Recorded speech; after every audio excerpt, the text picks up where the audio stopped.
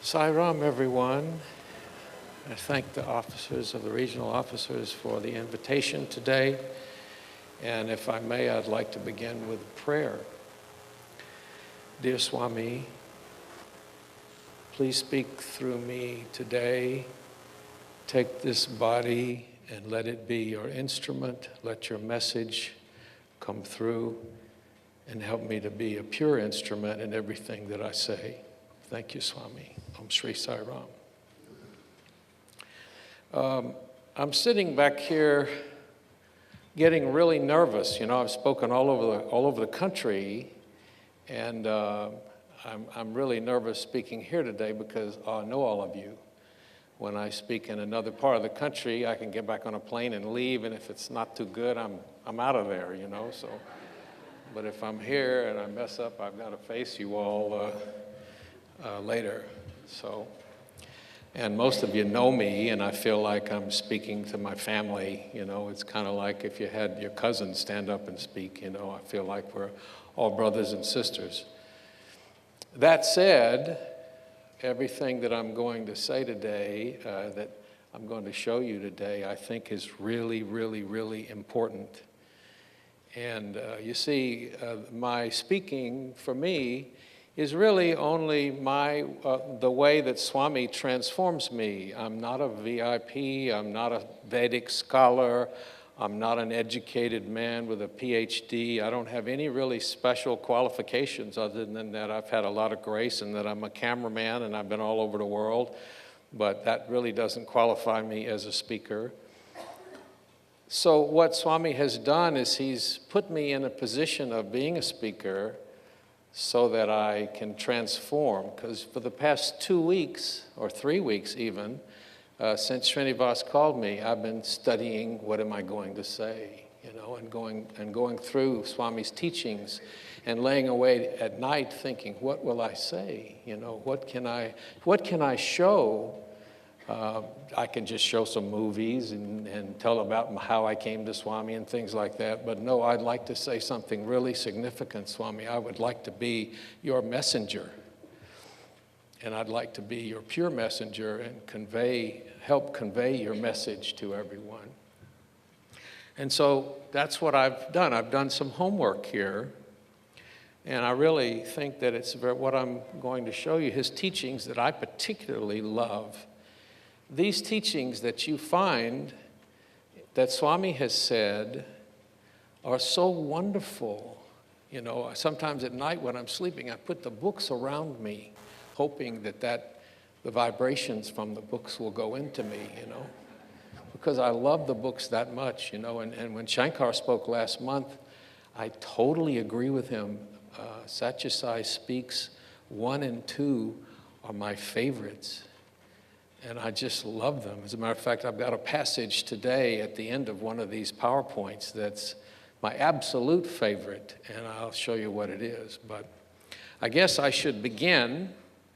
And, you know, when we talk about Swami, the most important thing is to talk about his mission. What did he come here? What did he come for?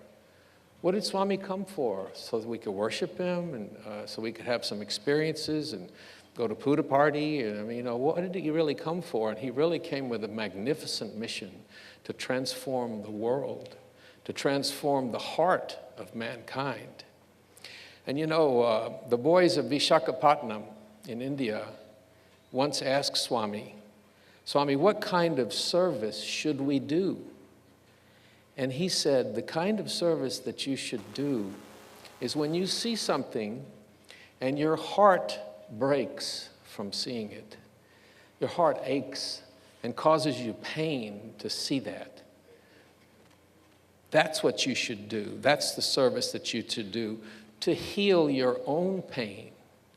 To heal your own pain, do that service because it hurts you to see it.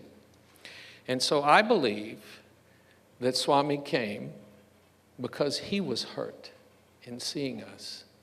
We have drifted so far from the path that God hurt, and he came to heal us and to help us and to take away our pain, see? And so his mission is to help us realize that we're divine, that we're really holy people, and to make us happy again. And how do we do that? We should realize that we're divine, but how do we do that? And so that's what his mission is, to help us realize that we're divine. And so let us begin. All of these passages that you're going to see are excerpts from books. And I have a confession to make.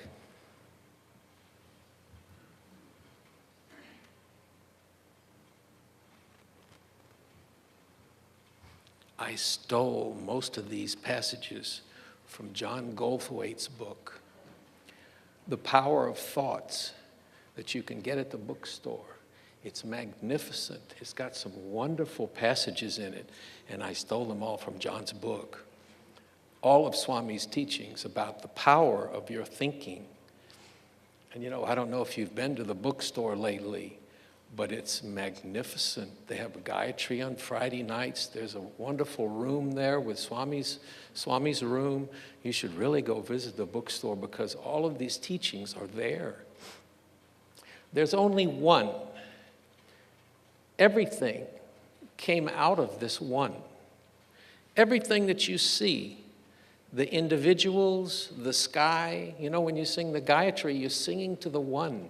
The Gayatri, you know, Om Bhurbhuvasva Tatsavatu Varenyam. You're singing to everything, you know. The one is what you're singing to when you sing the Gayatri. So this is really extremely important to understand that there is just one. As a matter of fact, you know, Swami said one day science would discover God. And we're starting to see, we're hearing things about the God particle. You're hearing about the unified field theory. You're hearing science talk about how everything is one, that there's a time-space continuum. You hear all these phrases like this. Swami says there's one and everything came out of it. Avatars are two kinds. Every human being is an avatar, an amsavatar, a partial incarnation of the divine. A part of the divine soul has become the individual soul. So we've taken a body, and you know, my feeling is that Brahman, Swami is actually Brahman that took a body. That's what happened. Brahman, to save mankind, took a body. And he says that we are divine. The Jivi has come to this birth in order to reveal the splendor of the spark of Godhead, which it is. That's the purpose of life. He tells us this is the purpose of life, to realize that you're God. You are the divine principle. You are endowed with immense divine power. You are the God of this universe. You are creating the whole universe and drawing it in. In fact, nothing is real. All the forms that you see are creations of your mind because you are the one, see? And there's everything that you see is actually inside of you. You are the one. The mind alone is the cause of all things. Manamulam idam jagat. From the mind comes everything. The whole cosmos is nothing but a projection of the mind.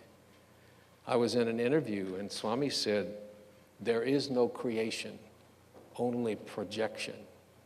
So everything that you see is a projection from within you. It's going to get even more complicated in a second. We need not go in search of gods. And he's saying God is in us, around us, below us, around us. In fact, you are God. Your mind alone is responsible for your joy and your sorrow. If you realize that all experiences emanate from your mind, that you are God, you will become God, and it's that realization that he wants us to experience. Again, it's the mind that creates within itself the conception of the universe. It gives form to the perceptions gotten from the senses. Everything is appearance, something to mistaken to be here, but really non-existent. You see, these things, I did not get this in the Bible. This is extremely valuable, and that you should have a hunger for this, for this type of material, and think about it all the time. You know, Yogananda said you should want God like a drowning man grasps for air. You know, you should think about God that much, and I want God so much, you know, and that's what he's saying. All you see in the external world is present in you. The mountains, oceans, cities, village are present in your heart. You are the basis of everything. Fascinating. Everything in this world is of your own making. In fact, there is nothing other than you. The one, remember? You're the one. What you think is outside is only a reflection of your own inner being. So everything out there is a reflection. You see, obviously, this is a rather interesting concept to grasp. You know, you're thinking about, well, I don't feel like God. You know, my wife doesn't treat me like God, and my boss doesn't treat me like God, and so, you know, that's nice. It's a nice abstract concept. I'm God. Okay, that's good. But really, this is what Swami says. Again, the experience of the world is but a projection of your mind and the reflection of our own inner thoughts. As is the thought, so is the vision. If you wear red glasses, everything will appear red. If you view things with love, with a loving heart, the whole creation will appear to you as a reflection of prema. Your own reflections, as if in a mirror. You know, when I studied these things, I'm kind of, in some ways, disappointed, because it means I have to take responsibility for everything. Everything that happens to me, I have to take responsibility for it. I can't blame it on somebody else. I can't blame it on God. I have to take total responsibility for everything that happens to me, because it's all in here. If I want a good life, I have to be good. Now we're getting somewhere. All the good and bad that you come across in the external world are just your own reflections. So do not point an accusing finger at others. If only that person wouldn't do that, right? If only that person would change. If only that person would be nice, you know? Well, if you are good, so too will the world be. If your feelings are divine, you will find divinity everywhere. Can you imagine for a moment being Sai Baba and what he saw? Everywhere he went, he saw people looking at him with love. As a matter of fact, one day, I was in a village. I got up one morning and I was going to film in a village near Puttaparthi, a very remote village. We had to walk to get there. We walked several miles, a long way, to get to a really, really remote village that hardly ever saw anybody. And I remember I was sitting, and I'd been filming all day, filming these beautiful little children, and at the end of the day, well, before that, I had said to Swami, I'd said a prayer that morning, you know, Swami, I was in the ashram, and I said, Swami, if I could just experience your love, if I could just feel your love. At the end of the day, when I finished filming, these little children surrounded me, and they were looking at me with so much love. They were so beautiful, such beautiful children, and I experienced just for a moment what Swami felt, what Swami feels from us. You know, we all look at Swami with so much love. If Mother Teresa were here, we would treat her like God. We would treat her as if she was divine. So if you want to be like that, then you act like Mother Teresa, act like Swami, and the whole world will change around you. Once man purifies his heart, he will find purity everywhere. The world outside is just a reflection of your heart. He's saying the same things here. Everything's a reflection. Now, this is extremely important because Swami is explaining why we pray, why we have rituals, why we do service. Because you can shape your buddhi can be shaped by your karma. Your actions can actually change the inside.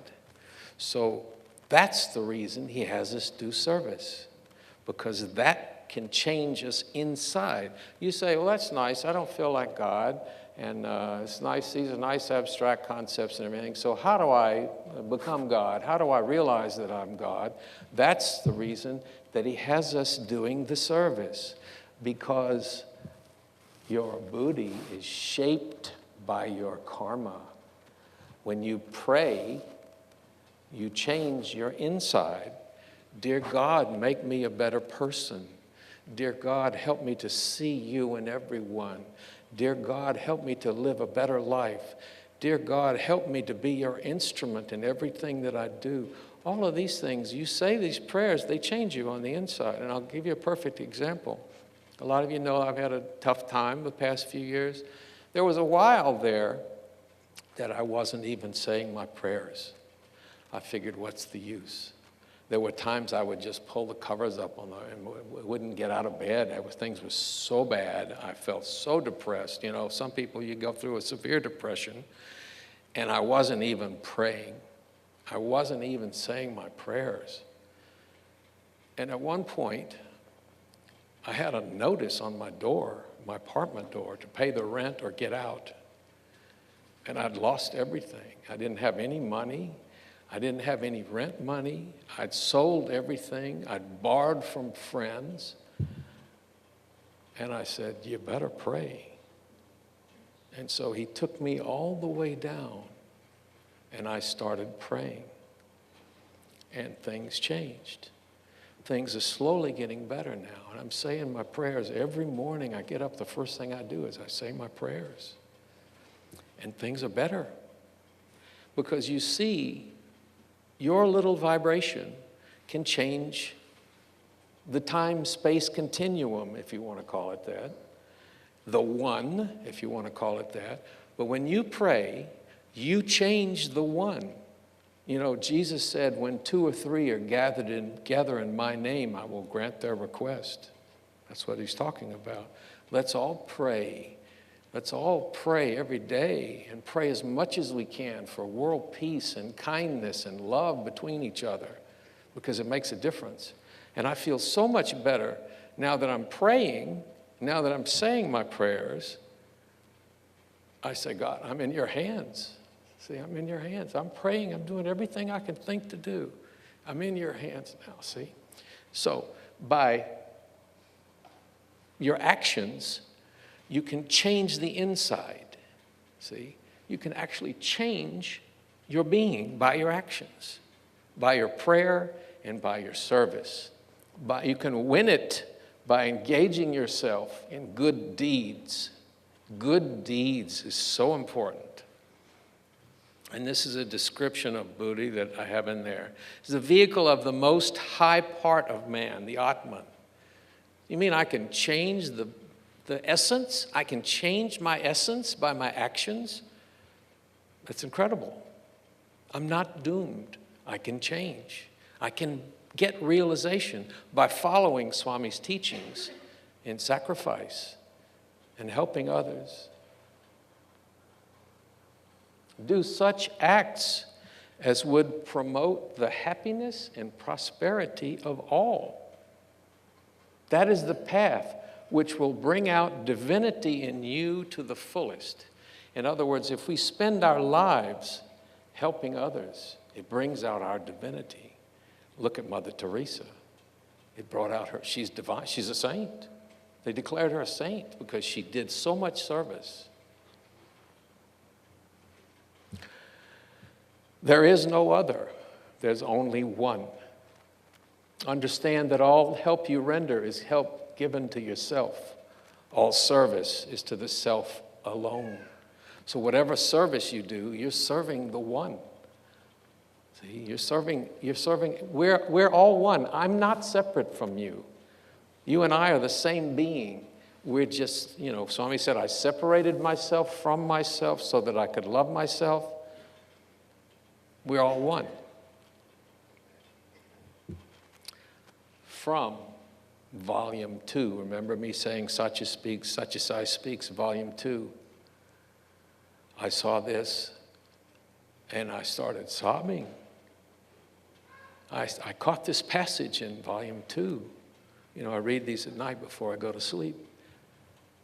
It's not a partnership. It's either him or me. And what he's asking for is total dedication. Total.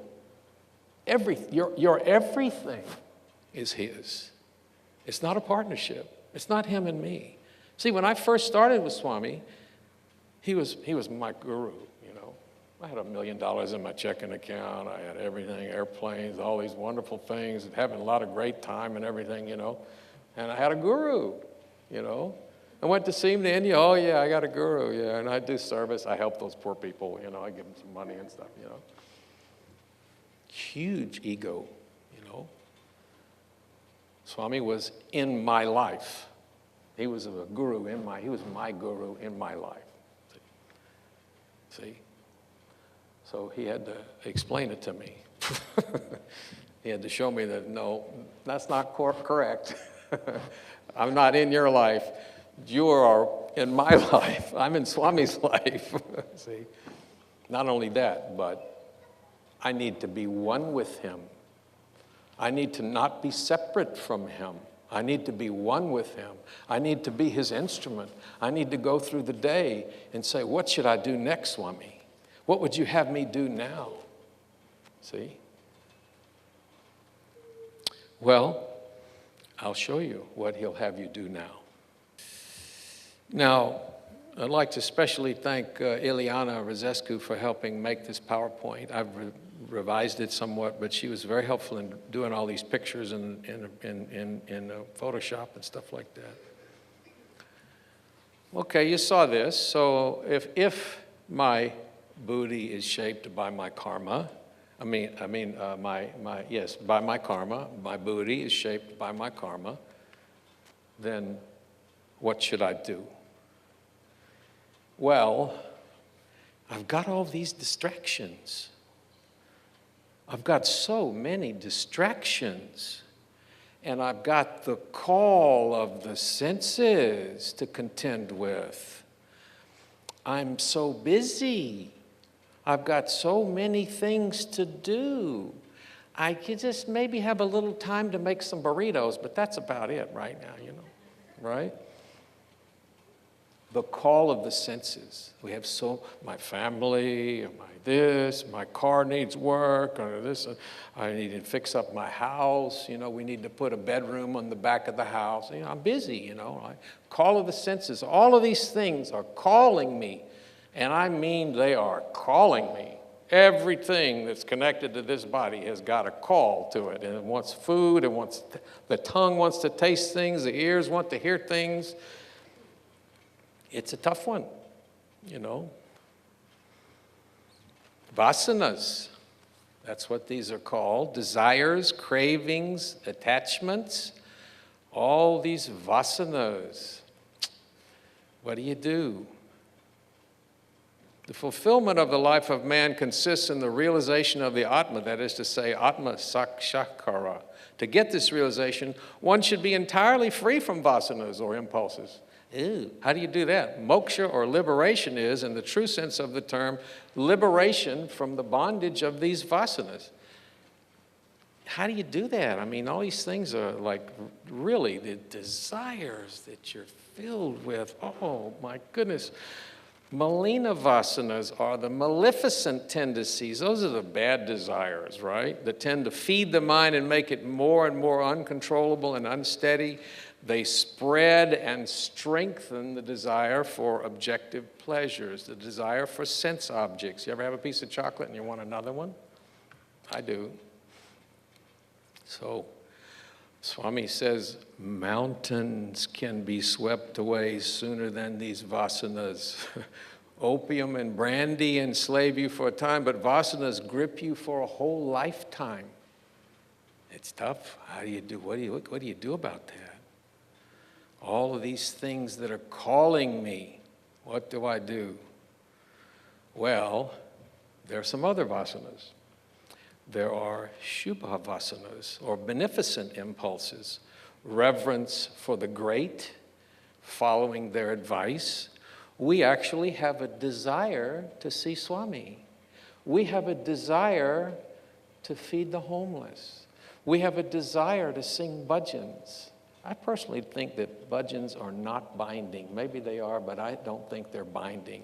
I don't think they necessarily cause a rebirth. I like bhajans. That would, for me, would be a Shubha Vasana, liking bhajans, like singing God's name. That's a Shubha Vasana, I think. Maybe I'm wrong, but I think that's... And so what he's saying is, there are things that you can do. Swami had a desire to make a hospital. He came here with a desire to save mankind. That's a Shubha Vasana. Again, do such acts as would promote the happiness and prosperity of all. That is the path which will bring out divinity. Not only does he tell us this information, but he gives us a formula for it. He gives us the actual formula for how do I get realized? What do I do? You know, he gives us a formula. Do such acts as would promote the happiness and prosperity of all. And you notice that word, that's the word all there. That's not, he doesn't say the prosperity of some. He says all, right? And by the way, he says love all, serve all, help ever, hurt never. You know, I mean, he gives us a formula. Everybody, because why? They're all part of the one. Again, the jiva has come to this birth in order to reveal the splendor of the Godhead, which it is. You can easily develop these skills through devotion based on performing duty without any expectation of results, which is nishkama karma. Okay, and again, keep God ever in your mind as the pace setter for every task. Everything must be done to please the God within you. Swami says, you want to do service? What kind of service should I do? Do the kind of service that eases your own pain, that pleases the God within you. That kind of service you should do. And what does that do? That replaces those things. By doing these acts of service, I'll be honest with you, I don't have much time to get into trouble, you know. I am so busy with so many Sai activities. You know, for example, they had some friends had a get-together last night. I couldn't go. I had to study for this, you know. I had to study and think about, get quiet, what am I going to say, you know. I am so busy. Swami has filled my life with him. And the trouble that I used to get into with all the Malina Vasanas, I have filled with Shubha Vasanas. So now I'm mostly doing things. And I do enjoy the filming part of it. I really enjoy going places. I love going out in the villages in India. You know, I spent 5 months in India last year, and I just really loved it. I really went everywhere. I went all over filming and meeting all these people, wonderful. I love that. Shubha Vasanas. And what happens is, instead of the flow going this way, instead of I want things to come to Jean, I start going that way. I'm going to help there. Oh, I can help that person. I'm going to give some love here. Oh, I think I could help with that. Yes, that would be good. Okay. And also I become with less ego, you know. I'm still working on it, believe me, but I'm less ego because I'm thinking of the other person.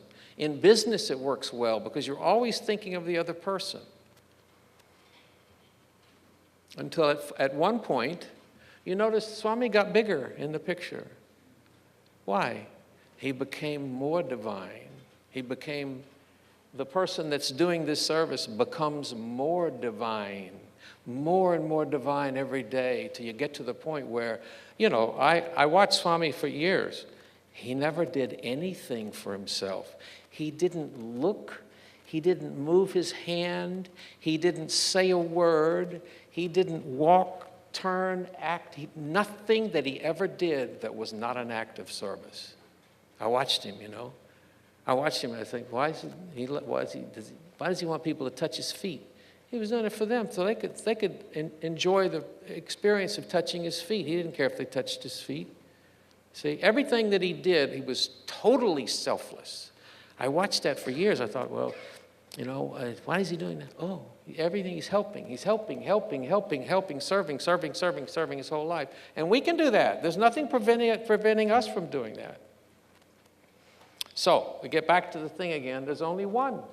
Understand that all help you render is therefore given to yourself, because this is the self, this is the one that you're part of, and that's how you become divine. It's a wonderful formula. And remember, it's not a partnership. It's not a partnership. It's either Swami or you. You know, he has that wonderful example of the difference between charity and sacrifice.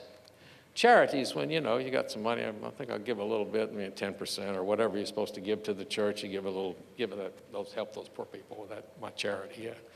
Sacrifice, I'm going to keep just a little bit to eat. I need a car, I need a place to live, I need some clothes to wear, and the rest is Swami's. Sacrifice. Give everything to him, everything to Swami. And he'll always take care of you. And so, you want to see some examples of service? You know, when I was in India, I saw some magnificent service. I saw people drive 3 hours over a bumpy road like this, and then get out of the car when it was 115 degrees, and I'm not exaggerating, it was 115, and it was like Miami in August. It was hot and humid.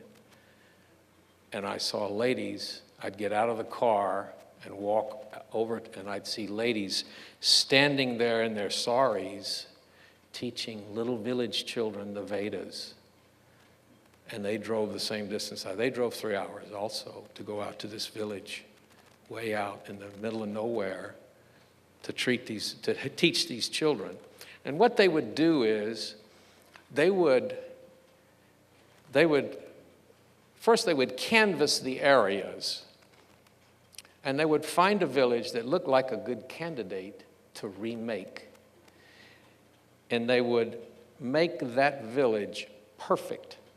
They put toilets, they built houses, they built a mandir in the center of the village. They taught the children, they taught them bhajans. They completely remade the village. The villagers kicked out the guys selling liquor and tobacco and everything, and they helped the farmers with the right kind of seeds. They helped the farmers, show them how to farm properly. And they would do this on weekends. You know, we go to there's everybody at the football game or something, or a sports bar or whatever. They ask me, what do you do in America? What Americans do on Sunday? And I said, well, they sit in a sports bar and they drink beer. You know, okay. I'm seeing people, all they care about is Swami. That's all they care about. And what has Swami told them? Oh, Swami, and then they would take the entire village to Puja party. You know, you go to Puja party and you see those people sitting in the chairs out all night. Those are villagers that they brought them there on the train. And every devotee would sit with a villager and take them to Puja party on the train. See? And they would teach the children a play that they could do for Swami. You know, a lot of those plays and things like that, they did those for Swami, you know, in a remote village somewhere. And they would get on a train and come to perform for Swami. And they get to see Swami, maybe get Padnamaskar or something, you know. And then so they would remake this whole village and make it into a pearl. Not only that, but they would teach the villagers how to do service. And so all the other surrounding villages would see what they had done, what Sai had done for that village, and they would want that too. And so the other villagers began picking up on it. And so everywhere I went, this has been going on for years, you know. Swami used to travel a lot, even in the 60s. It's been going on for years. And the whole country knows about Swami. They know on Swami more out in the villages. You know, in the cities, we get caught up, you know, with the fancy dinners and the, you know, and all the entertainment and all the things, the excitements and stuff. So the Swami said the real devotees are in the village, in the villages. And he told people, stop making these mandirs in the city. Go out and build them in the villages. Go out and do the service in the villages. So many people are doing this kind of service. And so that's a little long-winded explanation, but what that kind of explains kind of a setup for what I'm fixing to show you here. Let me show you this. Here's a typical example of what happens in a village.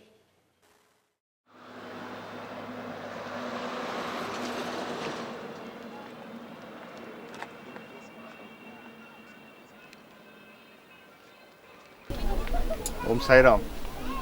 This is a small village where around 200 inhabitants, mainly the rag collectors and very poor, from the very poor strata of the society, they're staying out here in this village.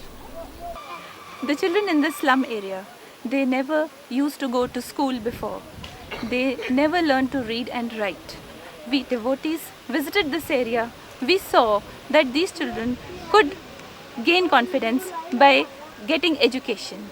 So we started a regular education class. We come every day to teach them, and every Sunday we come for giving them good nutritious food. Very regular, we organize health and hygiene camps and medical camps, and we look after their basic needs. And the devotees are fully into it since 2 years. Last 2 years, we have been working very hard with these people, and these people have given us very good results. First of all, it was very difficult to tell the parents what this thing is. They were not even aware of how this learning is going to help them. They were enrolled in some government schools, but the parents never used to send them to schools because they wanted these children to go for earning a living for them. So every morning they get up and they go and collect scrap from all over the town, and that scrap they do, and then after that, now they got so motivated that at 10 o'clock every day the children come and sit for their class. And not only these children, the mothers and their fathers, they also have started learning. And I think that let Swami's grace come to us, and let the Sai love and action go on and on and on. This is Radha. She is living here from the past 10 years. She is 11-year-old, and now she is one of my students here, and she conducts classes also. And I think she is very much talented girl, and coming up with all the circumstances she is facing here, but still she is learning a lot.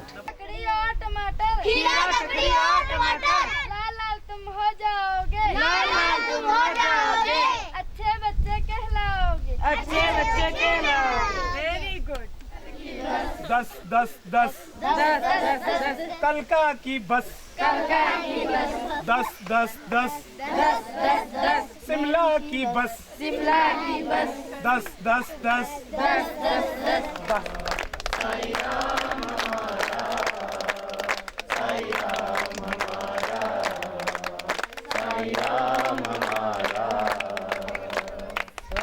Sai हमारा हम साई के ऐसा प्रेम हमारा शुभ नामे जागे तब शुभ आशीष मांगे गाए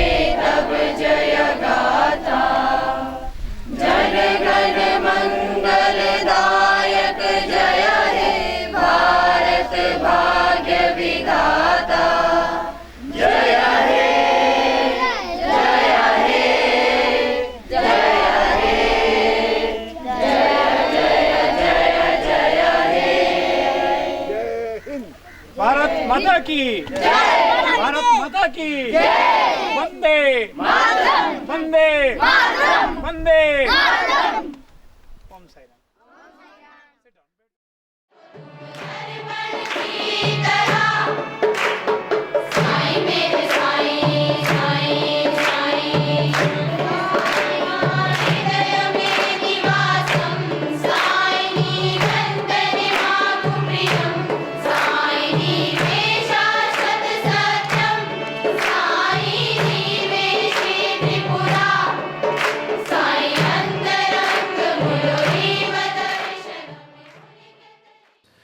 That particular thing with the nurses, they go out into the villages and they take certain girls and they bring them back and they teach them to be a nurse. The man that this is in Solan, up in Himachal Pradesh, up in the Himalayas, way up north. And the man that spoke first is a doctor who owns a clinic. And you see, the people there, what they do is they build, everything they do is swamis. So he started a clinic that treats people, he makes a living at it, but he brings in all these young ladies from the villages and trains them as nurses. I was crying as I was filming that. I couldn't believe it. It's just wonderful. And you saw that little girl, Radha, she'll grow up to be a nurse. She would not have a chance otherwise. See? She doesn't have an education. They make a living picking rags from trash piles. And I have film of that where they go out and they just go out in the garbage dump and they pick out something and then maybe they'll go get a rupee for it or something. And their parents have them working all day doing that. That's what they were saying. And the parents, when the devotees came and said, we want to give your kids an education, and they didn't even know how that would help them.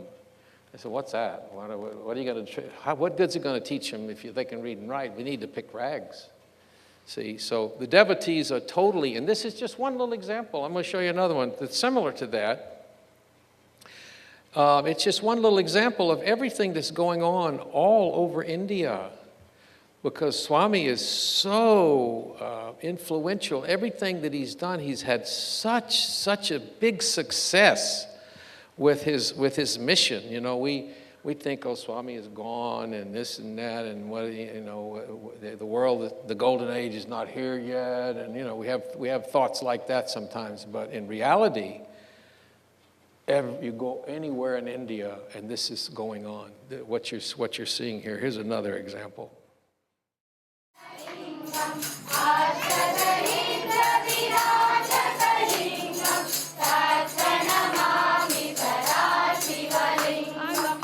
Are real, and they have been so blessed, I should say, that many of them, 10, 12 of the children have gone and did program in front of Baba. They had the Baba's Charan Sparsh, and they have done dance drama, speaking item, and many other things. And ladies here and gents also have participated in Jharkhand, Bihar Seva program. So altogether, I have to tell you, sir, the village has grown with Baba's grace, and leadership has helped. And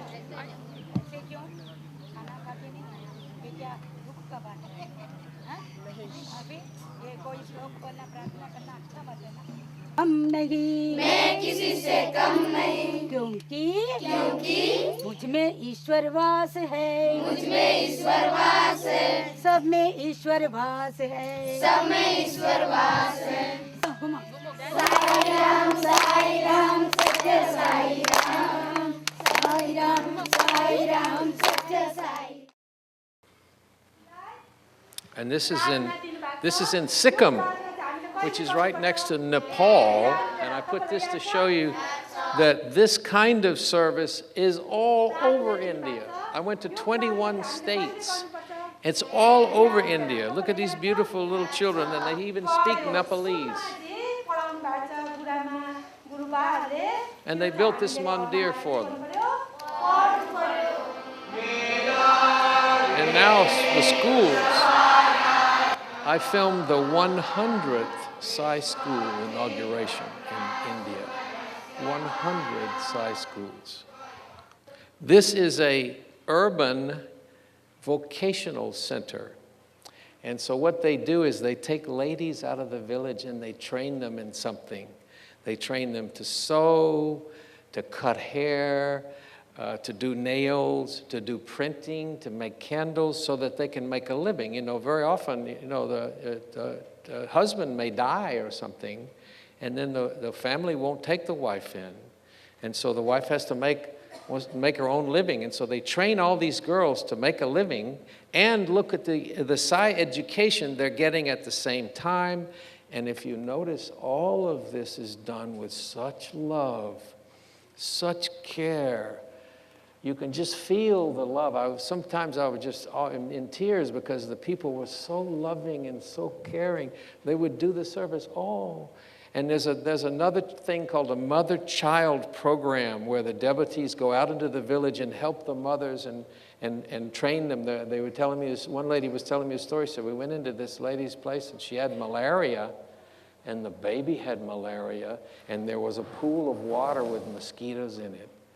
And so they train, they go in, they fix these kinds of situations, you know, it's just magnificent. Anyway, this is an urban training center.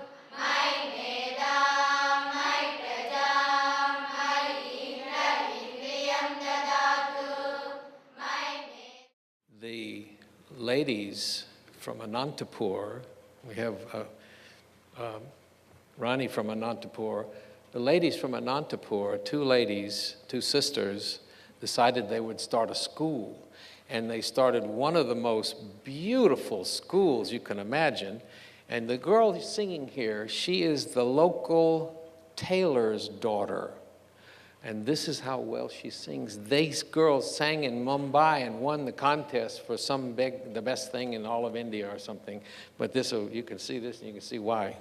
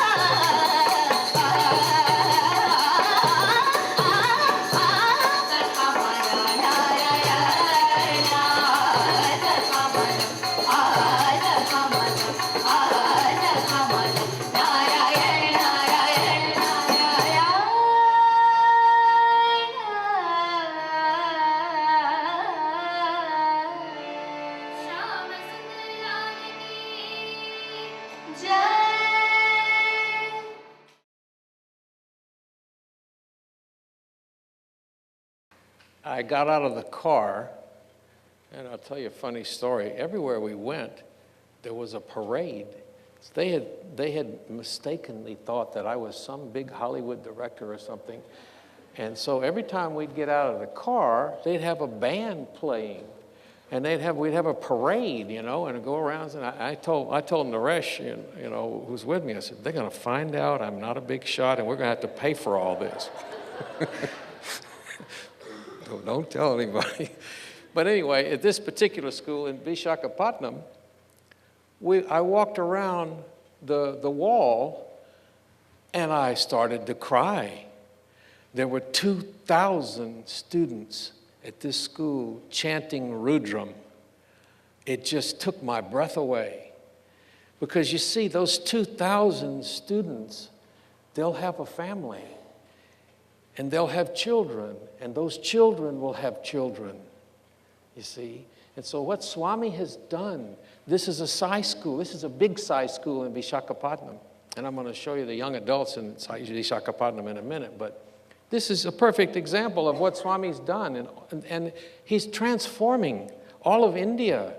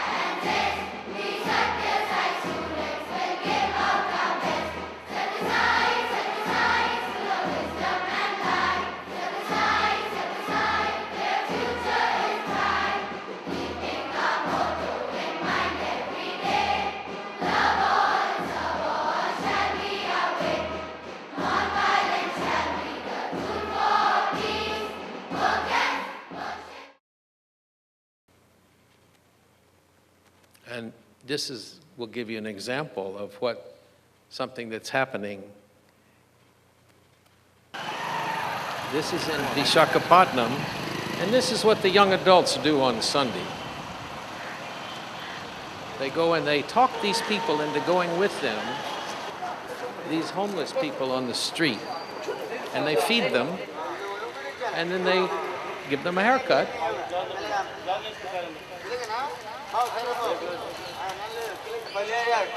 They offered to give me a haircut, but I told them, no, that's okay.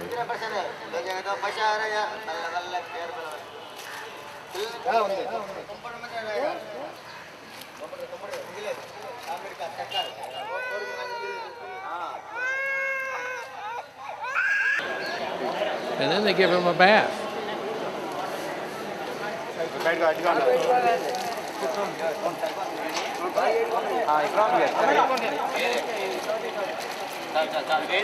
And look at this.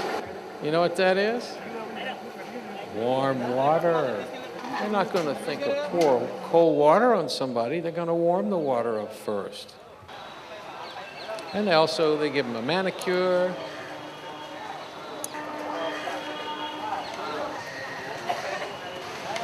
And they put medicine on any of their sores.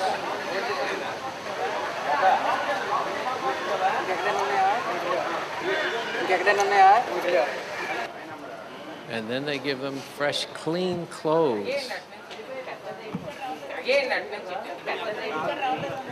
And they got a tent they can change in.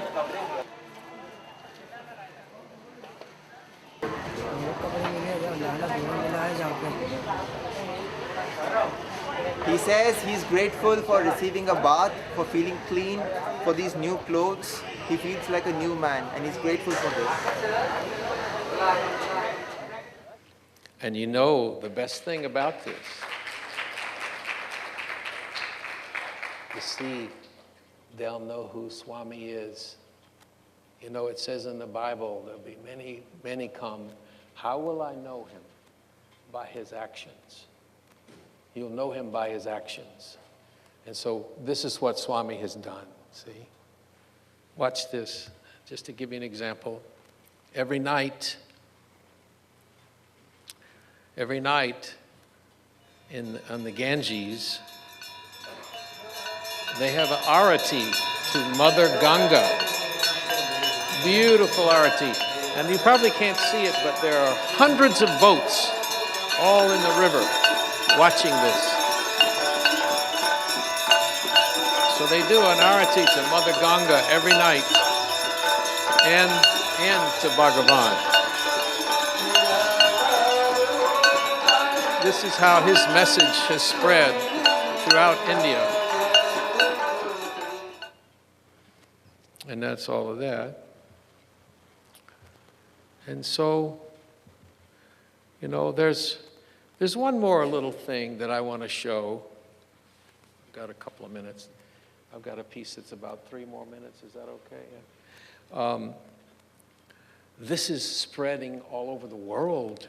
This is not just in India, although in India is really everybody was close to Swami and everybody knew Swami, and he's inspired so many people from having met him and known him, and the devotees being in close proximity. But just to show you that it's spreading all over the world, it's not just in India. Here's one from Malaysia, and this is Jagadishan Center, and this will give you an example of, you know, Jagadishan said there are many charities, there are many organizations that are doing good work. We know the avatar. Shouldn't we be doing something worthy of his name? You know, shouldn't we be doing the kind of work that we could say, Swami, this is what I did, you know? Watch this.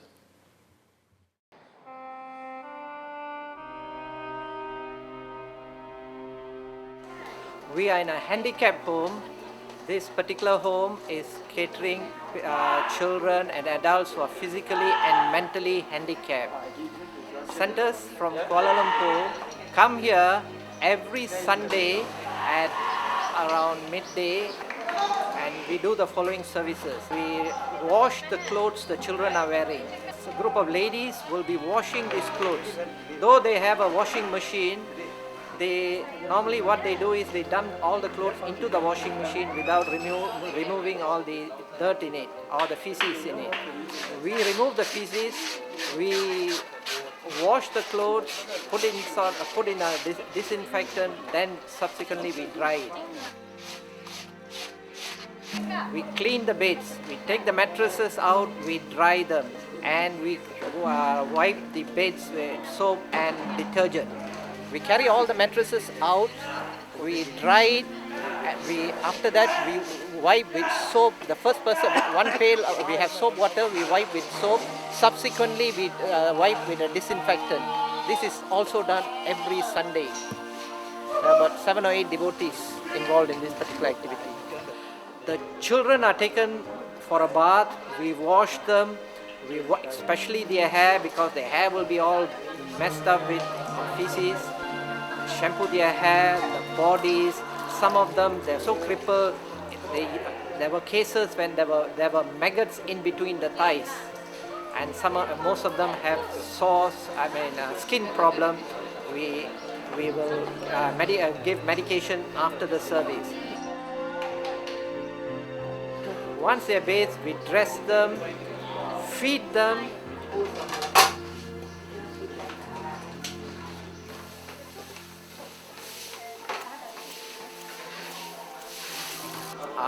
Put them back to the beds, talk to them, say a prayer before leaving the place.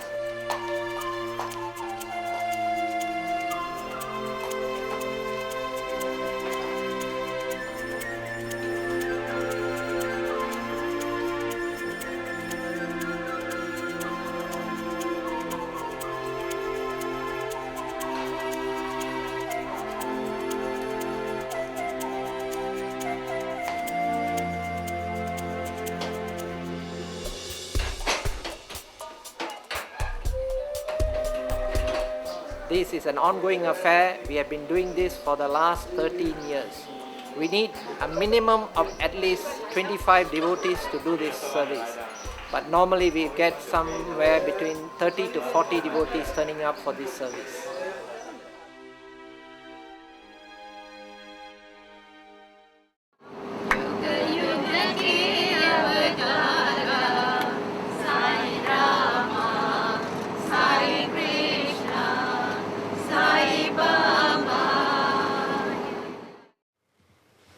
So, to give you an example of how long they've done that, Ram, our past president at the Hollywood Center, did that as a boy.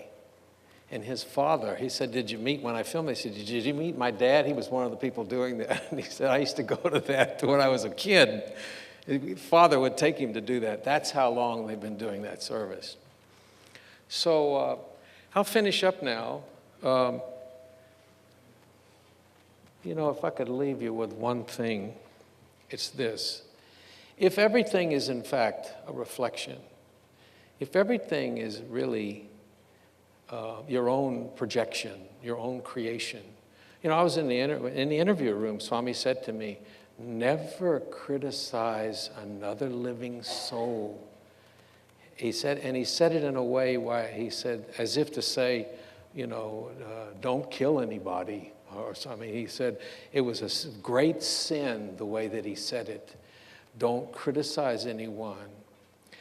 And I think that's what Swami wants. That's all he really wants from us, is to be really, really good and kind and loving and so when you walk into a room, you light up the room with love. Not just, "Hi, how are you?" But you go into a room, you light the room up with love. Everywhere we go, we should be like that, and have everybody loving each other and spreading love and joy and talking about good things all the time and talking about what a wonderful life it is and just spreading joy and love all the time. I think that's what he's here for. And if you do that, you become divine. Om Sri Sai Ram.